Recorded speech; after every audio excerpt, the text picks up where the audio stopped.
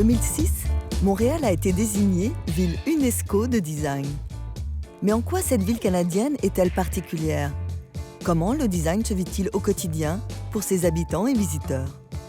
Retour en arrière. L'histoire moderne de Montréal, du moins en ce qui concerne l'architecture et le design, débute là, en plein cœur de la ville, avec la construction de la place Ville-Marie. Achevé en 1962, ce bâtiment reste encore aujourd'hui un symbole de la métropole québécoise. Ce ne fut qu'un début, car les années qui suivirent furent riches en grands projets. D'une durée de 6 mois, l'exposition universelle a accueilli plus de 50 millions de visiteurs et a mobilisé les meilleurs talents créatifs. Habitat 67, construit d'abord comme projet modèle d'habitation, est l'œuvre du très jeune architecte Moshe Safdie. Ces logements préfabriqués conçus pour être abordables sont devenus des appartements de luxe très recherchés. Le pavillon des États-Unis, dépouillé de son enveloppe translucide suite à un incendie, est un des rares rescapés de l'expo. Devenu la biosphère, il est dévoué à l'action et à l'éducation environnementale. Autre survivant, le pavillon de la France, reconverti en Casino de Montréal. Quelques années plus tard, en 1976, c'est au tour des Jeux Olympiques de dynamiser la ville avec un stade aux formes atypiques qui a marqué à jamais le paysage urbain montréalais. Montréal est une île, avec une montagne en son centre. Une île au bord d'un fleuve immense, une voie maritime importante, grâce à laquelle elle s'est développée. D'où un riche passé industriel qui a laissé ses traces, avec des bâtiments qui imposent leur présence dans le paysage. Les silos numéro 5 se dressent en bordure du Vieux-Montréal. Aujourd'hui vacants, il est encore difficile de leur trouver une nouvelle vocation. Par contre, ils forment une toile de fond majestueuse aux abords du fleuve, comme pour ce bateau noir, qui est en fait un ancien traversier transformé en spa. Devenu récréatif, le Vieux-Montréal s'enrichit de projets qui ramènent ses habitants près du fleuve Saint-Laurent. La plage de l'Horloge, par exemple, qui permet de profiter d'une vue inédite dans un cadre balnéaire. D'autres bâtiments, plus modestes, témoignent aussi de l'importante activité manufacturière. La plupart sont aujourd'hui convertis en logements, en bureaux, plus ou moins luxueux, mais tous très convoités.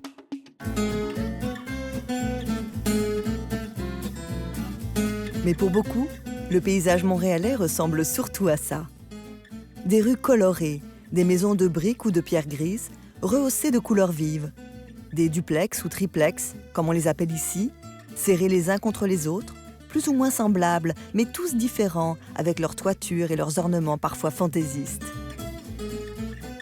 Cet alignement reste la base de la trame urbaine. Elle définit la hauteur de la ville, un langage repris par les architectes contemporains qui en donnent leur version. Moins visibles, la ruelle, la cour, la terrasse ou le jardin arrière sont aussi des incontournables des résidences montréalaises. Ce qui frappe aussi les visiteurs, ce sont les nombreux escaliers extérieurs. Larges ou étroits, droits ou tordus, en colimaçon, simples ou jumeaux. Ils sont également omniprésents à l'intérieur des bâtiments où, de plus en plus souvent, des appartements sont joints pour ne former qu'une seule habitation. Le Montréalais aime donc les escaliers, les lofts industriels.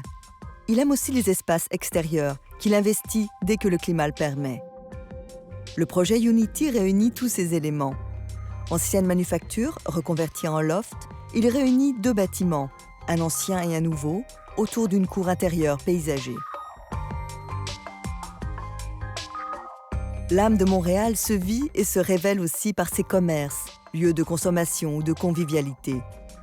Le cadre y occupe une place importante, qu'il soit ultra-contemporain ou empreint d'une certaine rusticité.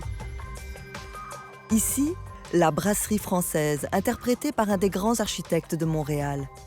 Il en a réalisé plusieurs variantes, plus hommage que pastiche. Héritiers de ce style sans chichi, d'autres ont poursuivi la tradition, privilégiant les matériaux bruts, fuyant le trop lisse, le trop neuf. Les restaurants, les cafés se multiplient, même comme ici dans un minuscule espace sur la rue.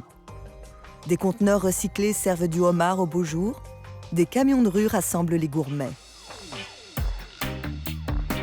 Comme les couleurs de ses maisons, Montréal est un collage vivant d'enseignes et de styles, un patchwork de culture. Comme le sont aussi ses murs recouverts d'affiches, une particularité qui permet aux institutions culturelles d'afficher sauvagement dans la rue et aux designers graphiques montréalais d'exposer leur travail. Une rue qui lutte contre la grisaille hivernale en établissant des signes graphiques dynamiques et colorés. Une rue envahie par les cyclistes, et même pour certains, de plus en plus nombreux, durant les mois d'hiver. Chaque coin de rue a sa station de Bixi, le vélo en libre service, dessiné par Michel Dallaire, qui pour le cadre s'est inspiré de la forme du boomerang qui va et revient. Michel Dallaire, qui a également conçu le mobilier urbain de la place Riopelle, au cœur du quartier international, un des projets références des 10 dernières années. S'y regroupent le Palais des Congrès, la Caisse de dépôt et de placement et une magnifique fontaine de l'artiste québécois Jean-Paul Riopelle. La rue toujours, qui s'anime dès qu'elle le peut, en faisant appel à ses créateurs, artistes, designers, paysagistes. Montréal a développé une réelle expertise en ce qui a trait aux projets participatifs, interactifs et surtout poétiques.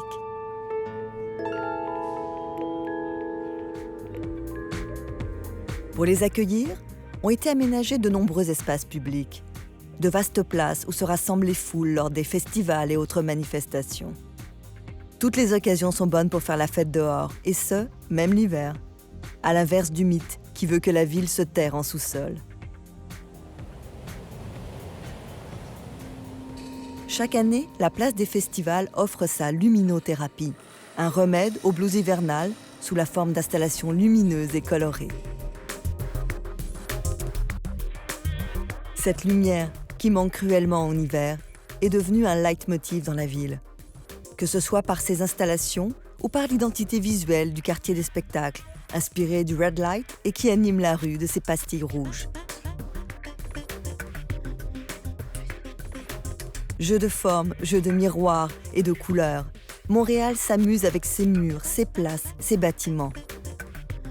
Elle joue même avec le ciel, comme avec ses projecteurs géants, qui ne sont pas sans rappeler celui qui tourne sans cesse depuis plus de 50 ans sur le toit de la place Ville-Marie.